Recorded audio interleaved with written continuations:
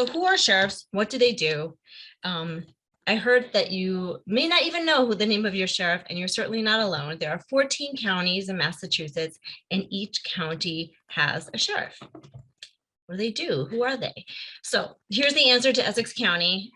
Sheriff Coppinger is your sheriff. He was elected in 2016. Previously, he was the Lynn police chief. And before that, he was a police officer. He worked in the Lynnfield Police Department and then the Lynn Police Department before running for sheriff. That's something we see a lot of course, in a lot of these positions. We see people who come up through the ranks and eventually become leaders of their departments. And so he is the Essex County Sheriff. So what do sheriffs do? We don't see them out in the community a lot, right? But they are really, really important. They run the houses of corrections and the jails in each county.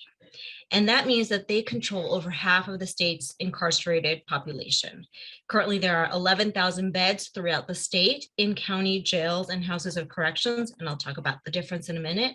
And currently, we have 6,000 of those beds filled. So we are below capacity. We are at a moment in time in our history where there are fewer people in jail than there were in other times, but still 6,000 of our community members are in county jails today. And that is something that we should know, that the public should know, that 6,000 of our friends, neighbors, family members who are in jail, and sheriffs get to control their daily lives, right? And this includes both pretrial and sentenced people. And the reason that I and the ACLU think that that's really important is that sentenced people are people who have gone through the system and been sentenced to something, either because they pled guilty or because they were found guilty.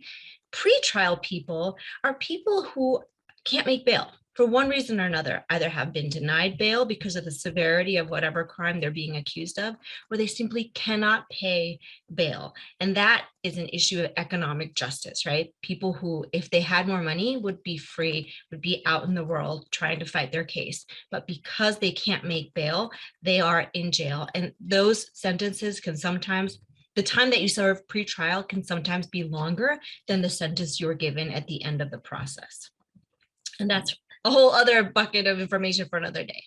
They also hold sometimes immigration detainees. That's not true in Essex County at the moment, but what sheriffs can do is that they can sign contracts with the federal government to house people who are just in immigration detention, which means that they haven't committed a crime, but they are being deported and they're going through that process of fighting their case in immigration court. And so these are not people who have committed crimes, but again, are just on an immigration violation.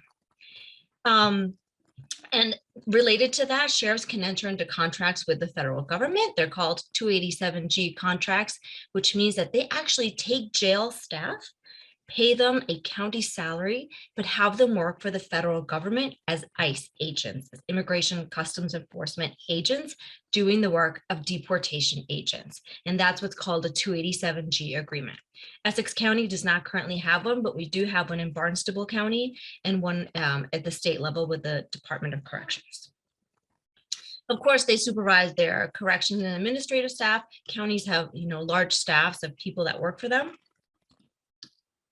And they control millions of dollars in a department budget that is given to them by the legislature, millions of dollars each year. Another thing, something that you may have seen sheriffs do is that they serve process. So if you need something served, if you're getting a divorce and you need to serve the person, sheriffs do that for you. And they transport prisoners back and forth.